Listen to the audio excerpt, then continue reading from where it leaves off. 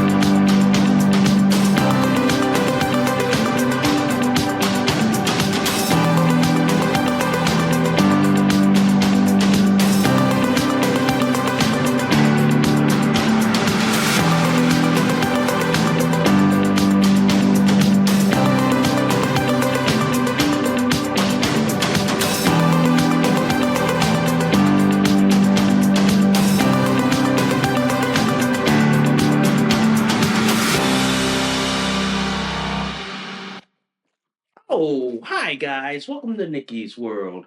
I'm Nikki, your host, and today, guys, we gotta talk about that Windsor, Connecticut cop that now got charged and arrested for something that he did on January. We're gonna talk about that and so much more. But before we go any further, guys, if you guys love Nikki's World so much, seriously, y'all, can y'all please consider donating a cup of coffee for me? Because for the price of a cup of coffee at Starbucks, Dunkin' Donuts, and Cumberland Farms, guys, you guys help keep this podcast show alive. You guys help me curate more stories, more topics like this to talk about. I do accept Bitcoin donations.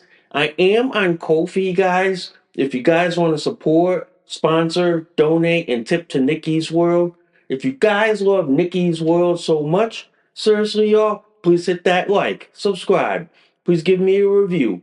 Good, bad, and the ugly. Also, guys, I do have a bunch of affiliate links. First off is Minds.com. Minds.com is a Connecticut-based social media platform. They are an alternative to Facebook. So if you guys value your right to freedom of speech and you want to say stuff without fear of censorship, head on over to my friends at Minds.com. Also, guys, I do have an awesome affiliate link with Byrna. Byrna is the less lethal self-defense pistol, guys. If you guys value your right to the Second Amendment and you guys value your right to self-defense, but you want to do it in a less lethal manner, well then, head on over to my friends at Byrna.com because at Byrna, they have the top of the line Byrna SD, Byrna LE, TCR, Mission 4, and their newest compact launcher, ladies and gentlemen. So if you want to defend yourself in a less lethal manner, but you don't want to take somebody's life, head on over to my friends at Byrna.com. Also, guys, I do have an awesome, I mean, so awesome affiliate link with North Shore Medical Supply. If you know someone out there, like I do, guys, who needs to wear adult diapers and who needs to be put in adult diapers, well then, head on over to my friends at North Shore Medical Supply. Because at North Shore, they have their top of the line Megamax diaper, their North Shore Supreme pull-ups, and their Eterna boosters, guys. And believe me, guys, I wear adult diapers all the time. North Shore is my favorite go-to medical supply for diapers, guys. So if you know someone out there who needs to wear diapers or pull-ups, guys, send them on over to my friends at North Shore Medical Supply, and they'll make sure that they're diapered up and padded up as always. And before we get this show on the road, literally, guys, if you guys love this episode and any of my other episodes on Nikki's World, seriously, y'all, can y'all please consider sharing this across all the social media platforms that are out there today? Woo-wee, wow, that was a mouthful. That was a mouthful. And yes, guys, before we get the show going, guys, I want to make this announcement, okay? Amazon Prime is coming up next week, guys. So if you guys want to buy stuff at Amazon and you guys want to buy like membership in Amazon Prime, head on over to Amazon. Full links in the description below. Okay, guys? And now, before we get this show on the road, guys, I'm diapered up, I'm padded up, and always in my North Shore Mega Max diapers with my Turner boosters and just my t-shirt for today. So I'm padded up. Let's get on with the show, shall we? So today, this came in my social media feed, in my RSS feed yesterday, guys. And I want to read you this headline from the Hartford Courant. Connecticut officer charged in police involved shooting after IG rules it unjustified. Police chief objects. And this one, ladies and gentlemen, from NBC Connecticut. Windsor police officer arrested after mistakenly shooting a man, Inspector General. And from the WTNH News Channel 8, Connecticut Office of Inspector General rules Windsor police officer not justified in firing a gun at a suspect. And from the Connecticut Post, Connecticut CT Inspector General investigating Windsor police officer who shot at a fleeing suspect. Okay? And from Fox 61, Inspector General says Windsor police officer was unjustified in firing a gun during the chase. What do these articles all have in common, ladies and gentlemen? What do they all have in common? It seems like this, ladies and gentlemen. When a police officer is in the heat of the moment trying to chase down a suspect, he somehow does not know where his gun or his taser is. Gee, if he can't tell the difference between using a gun and using a taser, ladies and gentlemen, he has no business being a police officer. And I'm going to say this up front, and I know a lot of the pro law enforcement like group out there who are going to try to vilify me saying, oh, you're a pro criminal. But no, I read the Inspector General's report, and ladies and gentlemen, I will put the Inspector General's report in the link in the description below. The fact of the matter is, guys, this Windsor, Connecticut police officer does not know the difference between using a taser and using a gun. And since he used a gun when it wasn't justified, well, I'm telling you, he's in the wrong. He's in the wrong right there. Now, the outcome of the case, that can be litigated and debated in court. But the Inspector General has now charged this Windsor, Connecticut police officer, and he's now on limited duty pending the outcome of the court case. But the fact of the matter is, guys, this has become a huge issue in law enforcement where a lot of police officers can't tell the difference between using a taser and using a gun. And the video that was out there, guys, and I'm going to link the video in the description as well. You can tell the guy was meant to shoot the guy with a taser, but instead drew his department town issued service pistol and shot the guy instead. Luckily, the guy didn't get killed. Luckily, but the guy got killed. Oh my God. I'm going to say this, ladies and gentlemen. How fast will BLM and Antifa show up in Windsor, Connecticut and start burning the town to the ground? How fast do you think that would happen? By the time I do my, diaper change? Yeah, by the time I do my diaper change, that would happen. Okay? That would happen quick. But luckily it didn't. And the guy that he caught eventually not only got arrested, but also has a pending warrant from Meriden Police Department in Meriden, Connecticut. So the question is, to all the pro-police thugs out there, you think that was a good idea to shoot a guy with your service pistol when instead you could have shot him with like a less lethal taser or even a pepper ball gun? I say this, guys. I say this many times. I am a believer of using less lethal force before you resort to lethal force. The problem we have with law enforcement in the United States of America is that they don't constantly do threat assessment. They don't constantly learn how to assess the threat, how to assess the person, how to assess whether lethal force is used or less lethal options are used.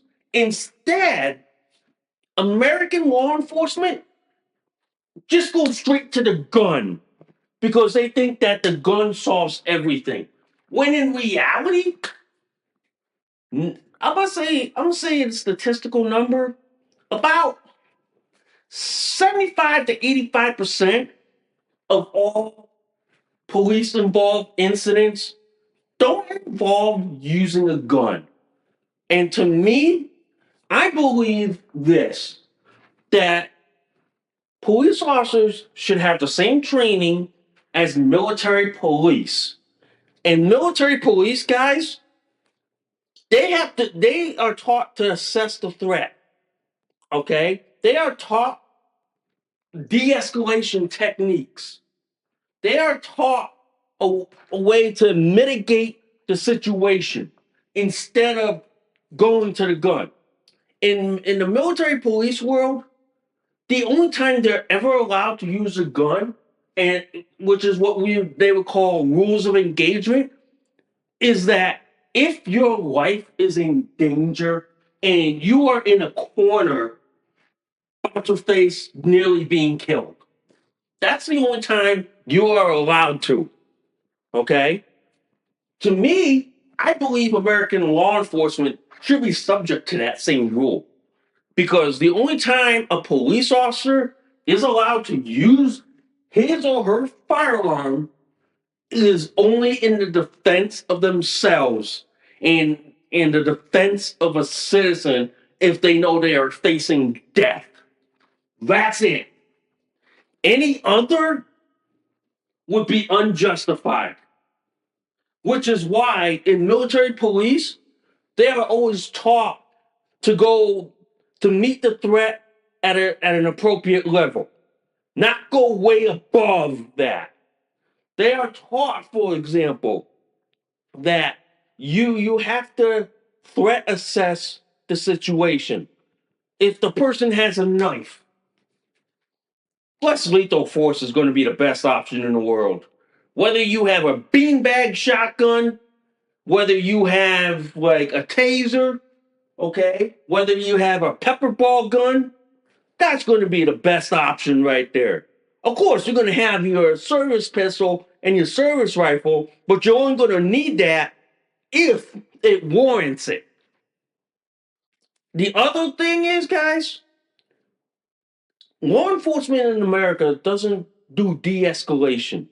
Because de-escalation would mitigate all this problem down. Instead of like chasing the guy over what, a tag violation, they could have just said, "All right, we'll let him go. We're gonna get him again later. We'll get him. We'll get him to some other town."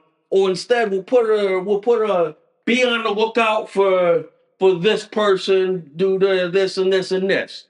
Instead of chasing the guy, causing this issue, this is why, ladies and gentlemen, the pro police crowd is all about like shooting someone instead of mitigating it.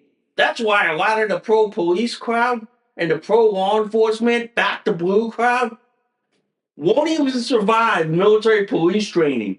If they went to, like, say, with the Army's military police school, which is in what, Fort Leonard Wood, Missouri, they wouldn't survive. Same thing for the Air Force.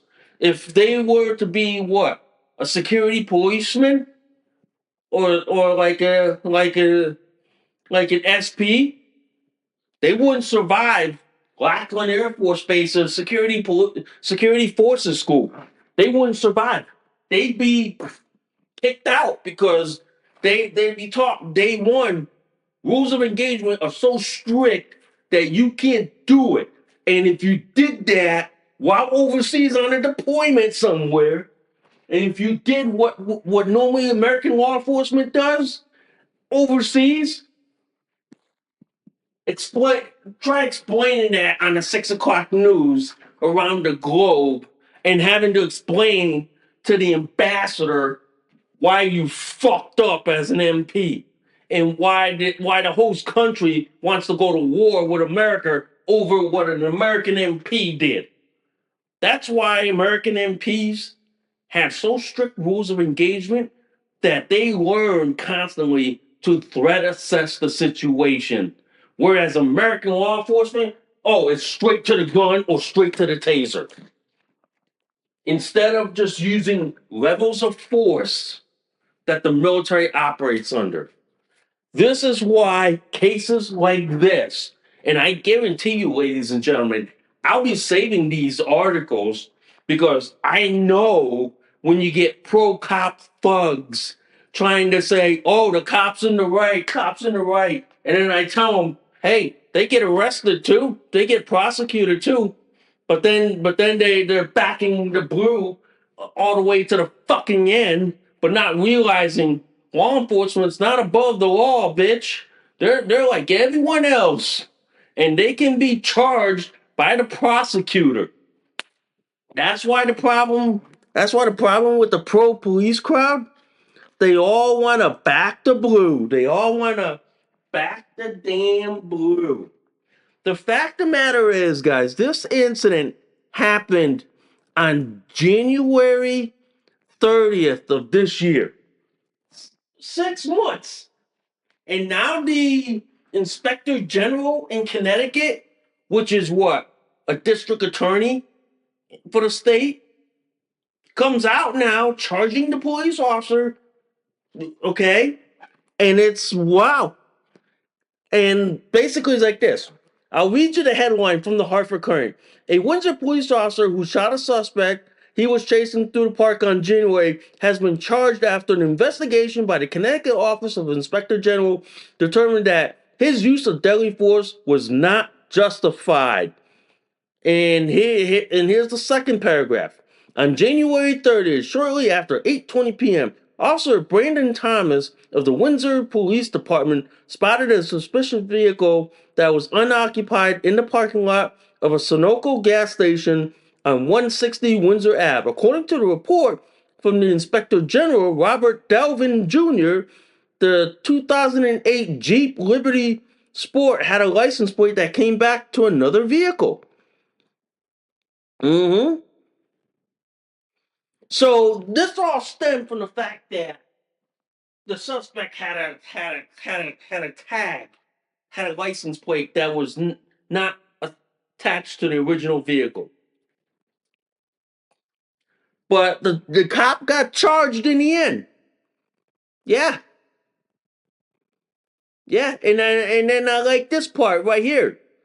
and I'll read you this. I have determined that the use of deadly force was not justified, Delvin said. Nunez posed no threat of harm to the two Officer Thomas.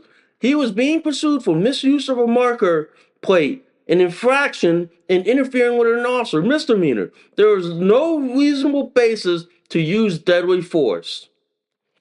So basically, it's like this. The guy had a misdemeanor. A misdemeanor is like what? You just go in, pay your fine, but if you got to do time, it's like what? Less than 2 years in the state of Connecticut. Misdemeanors, you go sit in county jail for for like a year and a half, and that's it, and you're out. That's it. Yeah. So you take a year and a half vacation. Yeah, pretty much. But to shoot a guy over a misdemeanor, I'm telling you, the pro police crowd thinks that, oh, the cop was in the right, the cop was in the right. But the problem is, the inspector general is saying cop was in the wrong. Yeah, he had no justification. He had none whatsoever. Yeah, he had none. So the thing is, the cop was arrested and charged with unlawful discharge of a firearm and second degree reckless endangerment. So the fact of the matter is, Officer Brandon Thomas of Windsor PD is charged with like a reckless endangerment and unlawful discharge of a firearm, which one of them is a misdemeanor, the other one's a felony. But the fact of the matter is, the town lawyer is going to probably defend the cop, but the state's going to sit there and go, hey, we got the video. Show this to a jury in the state of Connecticut. How fast do you think they're going to convict this cop? How fast, ladies and gentlemen? Because I'm going to tell you this, really fast. There was a recent incident in, I believe, in the shoreline of Connecticut. I don't know where, but a trooper shot and killed someone and basically is facing like what, manslaughter charges. Yeah. Because the inspector general looked at the video, looked at the crime scene, interviewed both the officer and the suspect, and the state of Connecticut is saying, nah, that's not justified. We're taking this officer to court. It's that simple. The fact of the matter is, this is going to happen to Officer Brandon Thomas. He's going to be taken to court, which is what, in Hartford Superior Court, and he's going to have to answer to those charges. Now, I know a lot of pro-police, back the blue crowd is going to say, oh, but the cop was in the right. The cop was in the right. Ladies and gentlemen, go read the Inspector General's report. Go read the Inspector General. In Connecticut, I'm gonna say this. In the state of Connecticut, we have a thing called the Connecticut State Department of Inspector General. The Inspector General's job in our state is to investigate anything that involves with a police officer. Any incident, like whether a police involved shooting, okay, a police involved death, or police involved crime. Their role is to act as a third party investigator. Basically, they are the state's arm, okay? They work with the Connecticut State Police to investigate any crime that involves with a police officer. Now, if it involves a Connecticut State trooper, they bring the FBI in, and the FBI investigates the Connecticut State Police. The reason why they do this in Connecticut, ladies and gentlemen, it's all about transparency and accountability. For example, if a police officer is involved in a shooting in the state of Connecticut, they have less than 20, they have 24 hours to release the body cam video. That means that all the body cameras that the officers have, by law, they have to release that camera footage to the public because that creates a level of transparency, and the public has the right to see that and say, okay, what happened to that incident? I want to see the footage. It's that simple because it's all about transparency and accountability. Okay. Luckily, the inspector general has sided with the cops in 9 out of 10 incidents. But the 10th one, no. The inspector general sides with the suspect and goes, yeah, that cop was in the wrong. See you in court, officer. It's that simple. And that officer is facing charges. And not only that, in Connecticut, we have what they call the post standards, the Police Officer Standard Training Council, okay, which is where a lot of police officers in the state of Connecticut get trained. The post can immediately revoke their license.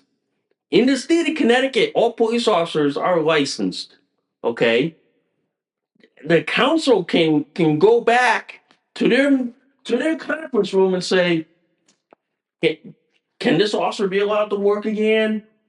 Mm, They'll they'll probably either say, yeah, but he's got to go back to school, or they'll say, hell no, no way, no how, done. They're gone in an instant. They'll never be allowed to work in law enforcement in the state of Connecticut.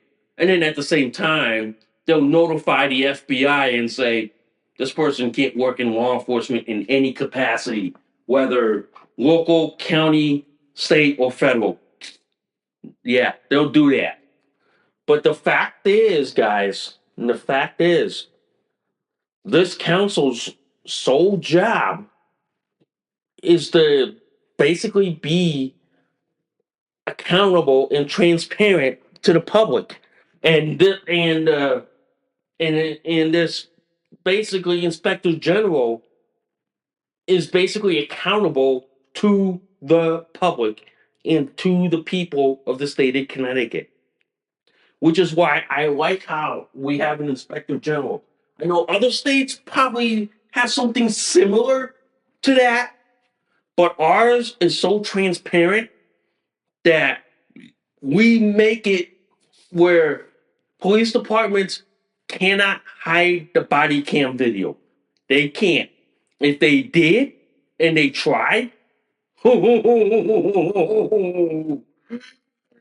hate to see the entire police department and their whole town get hauled into court and get the book thrown at them and get their ass rammed so far up by the time it's all said and done that whole department would be let go. But yeah, we do have that here in Connecticut. And this is why I like about our state is because we have what they call transparency and accountability.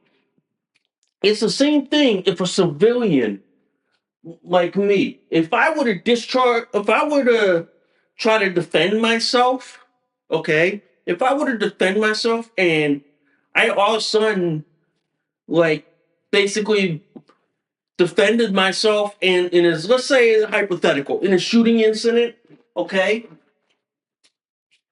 we have a thing in the state of Connecticut called a firearms review board.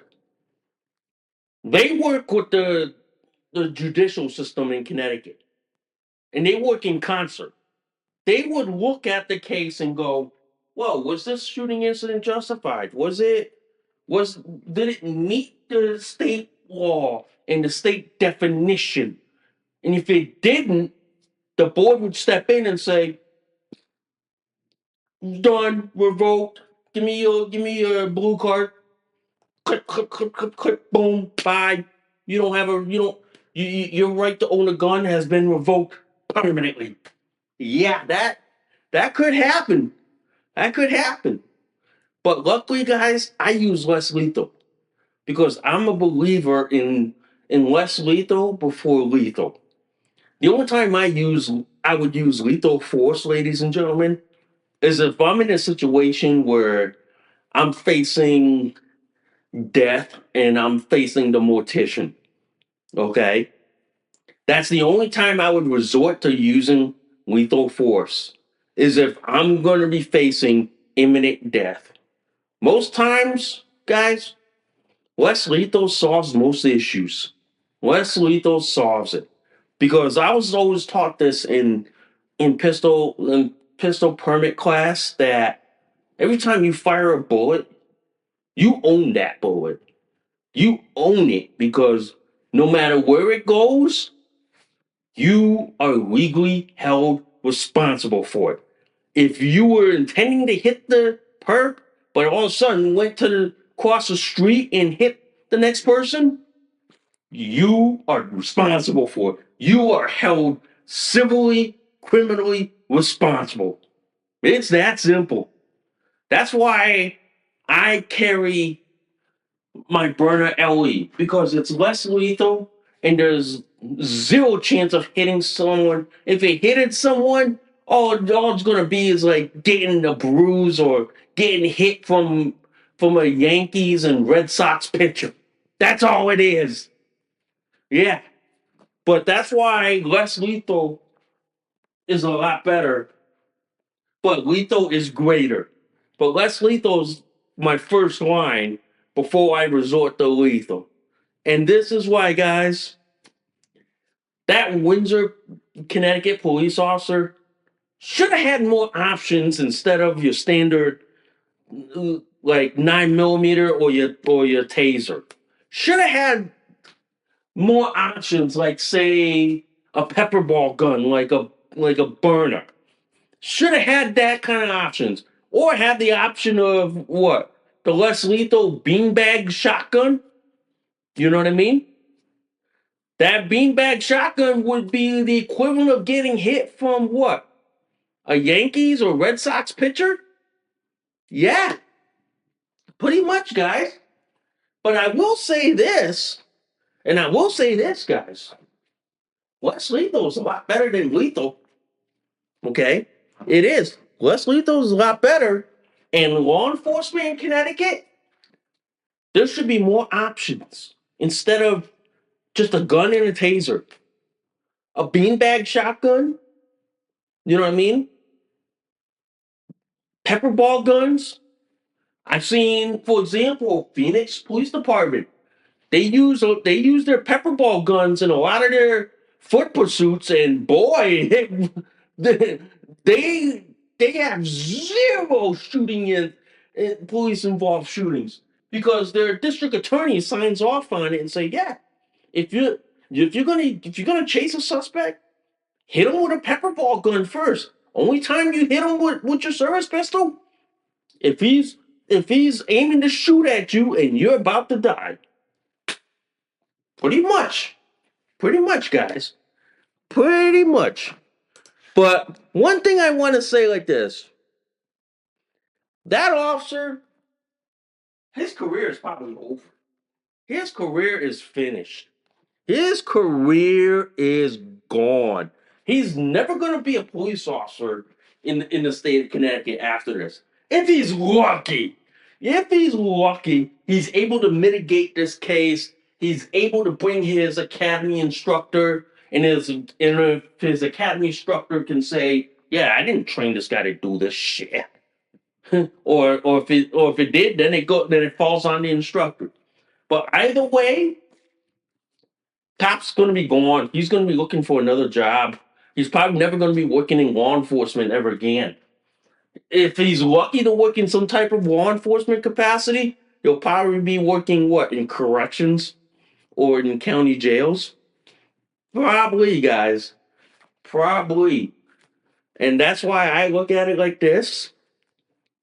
He's probably going to be working in some type of corrections or security, and never law enforcement. But who knows? But I always say this: the inspector general charged that police officer with like unlawful discharge of a firearm and reckless endangerment. Now it's up to the courts to decide. So now the case is going to be presented in court, and the courts will mitigate the case out. They really do. They really do. Anyway, I want to talk about this article. This came up today from the Federalist. UPenn to strip male swimmer William air quote Leah Thomas of stolen women's championship apologized for civil rights violation. Read you the first paragraph.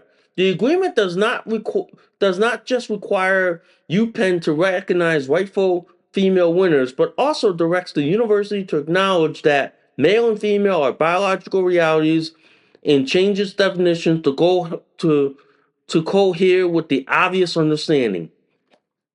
Here's the paragraph. The University of Pennsylvania will restore all female swimming records rightfully worn by women and strip those worn by men like William air quote Leah Thomas, as well as apologize to each of the affected athlete for allowing civil rights violations to take place. Okay? Second paragraph to this article. The Department of Education announced on Tuesday that the University of Pennsylvania has entered a resolution agreement with the department's Office for Civil Rights, bringing the school into compliance with Title IX so that it will no longer discriminate against women by allowing male athletes to compete against them. Basically, guys, this goes back a while ago when you had this so-called trans swimmer by the name of William air quotes Leah Thomas. This guy competed prior in the men's division, but was ranked so low that he was basically a mediocre athlete. So then he decided to claim he is female, entered in the female division, cheated all the women out of a hard earned win, and basically stole all the awards away from them. Yeah.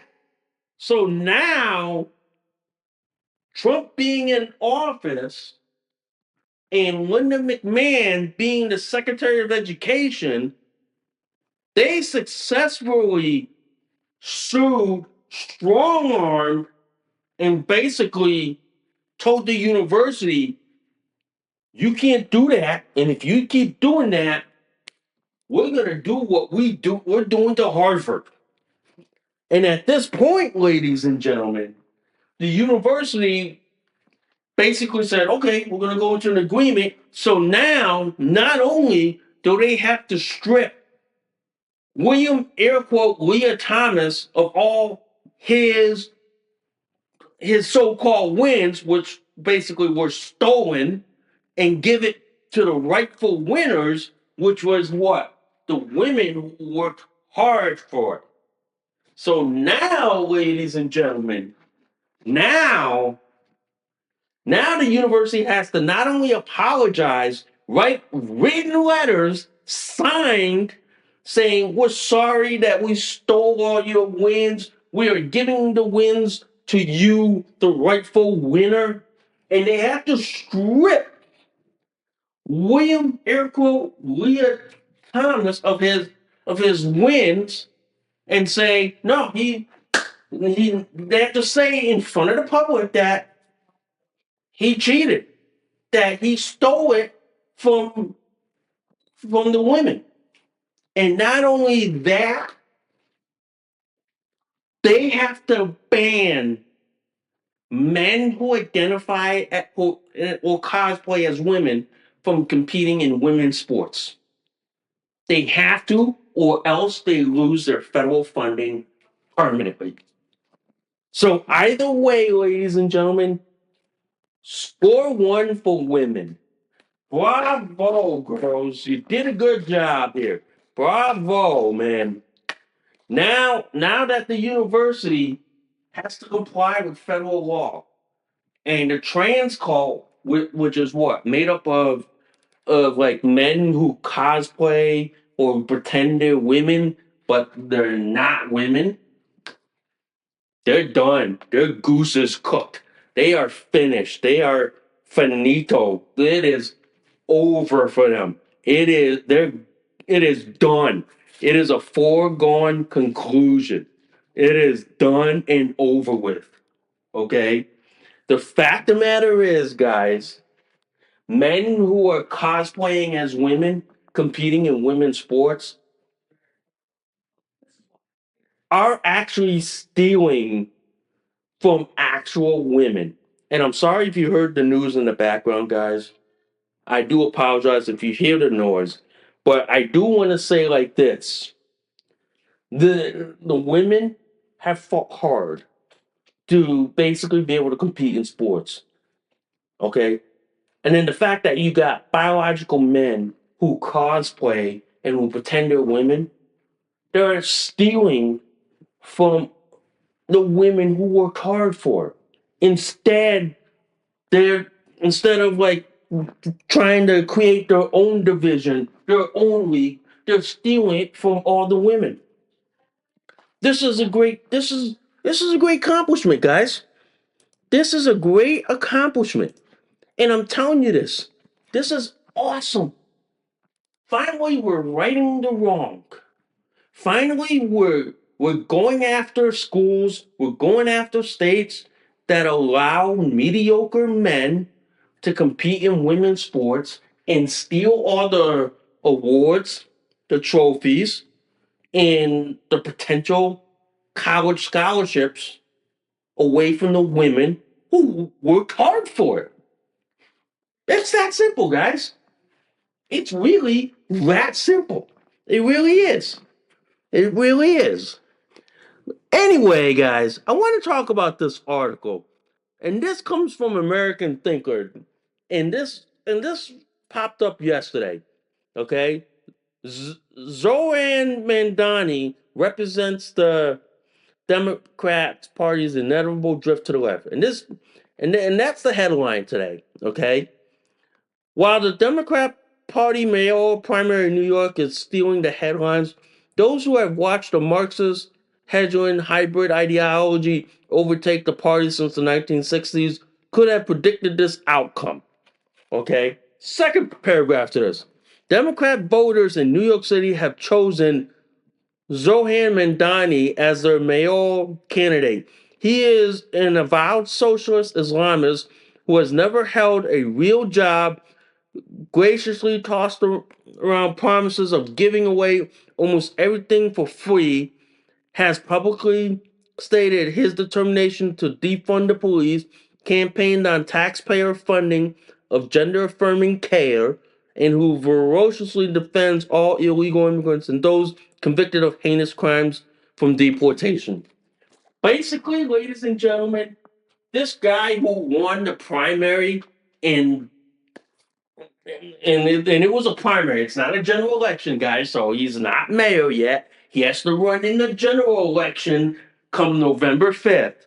So, which means he is their party's preferred candidate in the general election. So, the Democrats have been swooning over this. This is a hill that they're willing to die on. The fact that they nominated an avowed socialist, Islamist, and communist, folks, the Democrat Party is cooked. They're done. They're finished. They are finito. They are basically gone. Okay?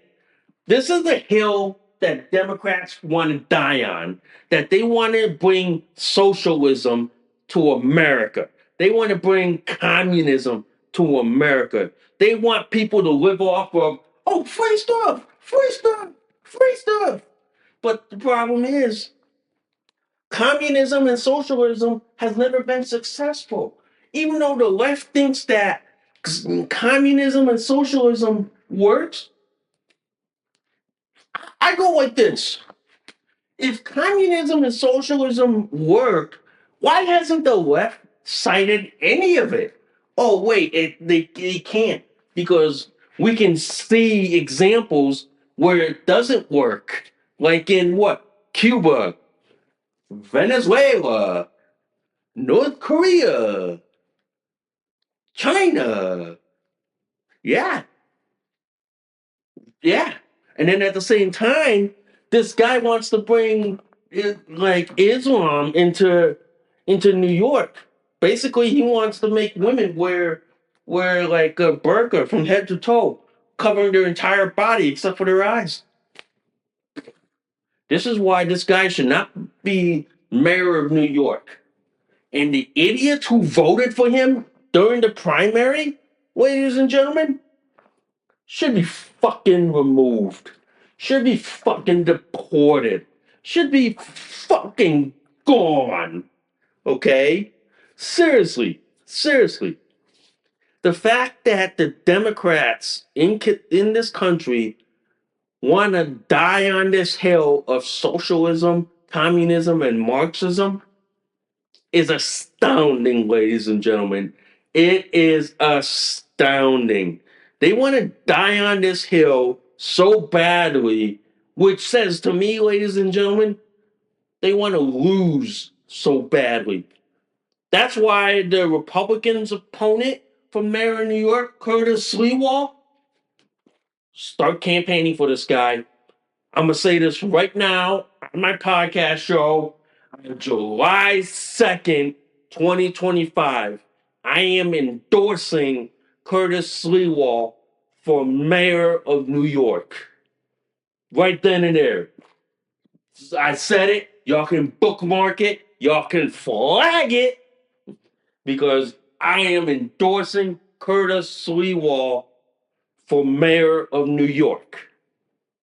And if the idiot assholes in Democrats who vote for this avowed communist, socialists, and Islamists deserve to get what's coming to them, deserve to get what's coming. When their city is in ruins, shitty, shoddy, burned to the fucking damn ground, don't come crying to the country saying, "Oh, we need a new leader. Oh, we thought socialism, Marxism, and communism would work, but now this." You get what you deserved. Yeah, you get what you deserved if you vote for that idiot in office. And I know Trump said like this: if he's not gonna if he's not gonna let ICE into his city, if he's voted in as mayor, Trump will have him arrested and deported. And I know right now there are a few congressmen who are demanding that his naturalization be denaturalized and be deported immediately because he said he is an avowed communist and an avowed socialist and an Islamist. And in the United States of America, you can't be a communist in this country. Yeah, you can't. Under the Communist Control Act of 1954, which is a federal law in the books, okay, hasn't been enforced, but looks like it will be enforced. You can't be a communist in this country, and it's illegal, and they can have you arrested, prosecuted, and if you're in the process of being a naturalized citizen, they can stop that and deport you. Yeah, it's that simple. It is. It really is. But I'm telling you, a lot of Democrats in this country are willing to die on that hill. And what says to me, they are willing to lose election year after year after year after year. Yeah.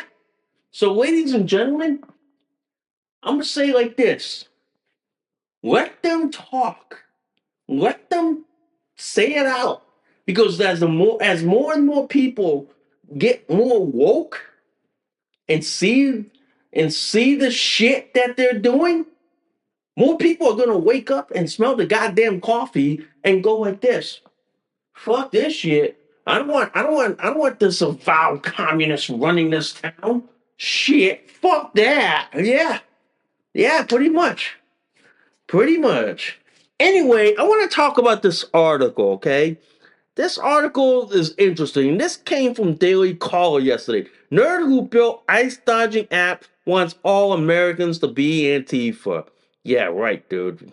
Nobody, nobody doesn't want to be the soy boys of Andy and Brandy Tifa. Nobody. And I'll read you the headline. A self-described nerd who created an app that tracks immigration and customs enforcement activities identifies as a proud Antifa and once encouraged everyone to be like the violent group post social media postings showing. Okay, in the second paragraph, IceBlock is a crowdsourced app that alerts users when federal immigration authorities are spotted within 5 mile radius, according to CNN. Anyone on the app can ping others nearby if they see ICE agents and list other identifying details such as what the officers were wearing and what the car they're driving, ostensibly allowing illegal immigrants nearby to avoid apprehension. So basically, like this. You have this avowed domestic terrorist from Andy and Brandy Tifa, okay, creates a crowdsourced app alerting illegal immigrants where immigrations and customs enforcement are. Okay? This guy should be, in my opinion, should be fucking arrested. This guy should be arrested, prosecuted, and basically thrown in ADX Florence, Colorado for the rest of his natural life and never ever let out because he says he's an Antifa member, which is what? A domestic terrorist organization. And to me, that is terrorism right then and there. Luckily, ladies and gentlemen, on X yesterday, a lot of MAGA members, conservative, conservatives, Republicans, and right wingers are basically swamping that app, flooding that app with fake ICE raids. And many of these fake ICE raids they're reporting are at leftist hangouts like what? Starbucks or their like LGBTQ queer church. Yeah. And many of them are posting fake ICE locations just to destroy the app. And I go like this. Bravo, folks. Bravo, ladies and gentlemen. Good job. Good job what y'all doing. Good job. Because I tell you this, guys, I tell you this. The people that are destroying that app, bravo. You guys are heroes. And not all heroes wear capes. Okay? Not all heroes wear cloaks and capes. Okay? Heroes are like everyday common folk who are doing the right thing. And the right thing is basically bombarding that app, destroying that app, and basically shutting that app down real fast. And last I heard, the Secretary of Homeland Security, Christy Noem, and Trump is saying they're looking at the DOJ to see if they can prosecute that app creator for terrorism. And if that's the case, that Andy and Brandy Tifa guy is looking at sitting in a federal prison for basically the rest of his life, and he'll never see freedom ever again. He'll never see the fucking light of day. And I'm telling you right now, guys, his goose is cooked. He's done. He's finished. He'll never see freedom. I'll be like this. Good luck in federal prison, dude. Don't drop the soap while you're there, man. Don't drop the damn soap while you're in prison. Don't. Don't, man. Don't. It'll look bad on you, man. And don't say you're this and this and this, because the inmates Wouldn't tolerate your ass. Don't, man. Don't, man. But luckily, guys, the conservative side has basically winning the battles. And this is one battle we're going to talk about for eons. How we basically shut down the left. Every time they try to do shit like this, and we basically shut them down so hard that it ain't even fucking funny. It ain't, guys. It ain't. Wow, that was a good show, guys. That was a good show. I mean, man, that was a good show. That was awesome. And I tell you guys, that was awesome. But before we go, guys, I want to reiterate this again, guys. Amazon Prime is coming up next week. So if you guys don't have Amazon Prime, you guys can join in the full link in the description below. And if you guys want to buy stuff off of Amazon, full links in the description below. You buy stuff with your Prime membership, you get good deals off of it. So if you guys want to buy during Amazon Prime, sign up in the full link in the description below. All right. So anyway, guys, I thank you guys for listening to Nikki's World. I'm Nikki, your host. I gotta go do a diaper change because I know I pooped while podcasting to y'all. So I gotta go do a diaper change, and I will see y'all soon. Bye for now. You just listened to an episode of Nikki's World. Thanks for listening. We'll see y'all soon. Bye for now.